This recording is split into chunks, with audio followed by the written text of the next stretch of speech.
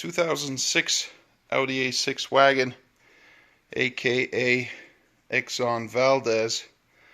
This thing was leaking oil like crazy. This is a video after the repairs, and of course after the cleanup. This was a very big job, and I'm talking about cleaning it up. It doesn't even look like the same car. This was all soaked in oil everywhere.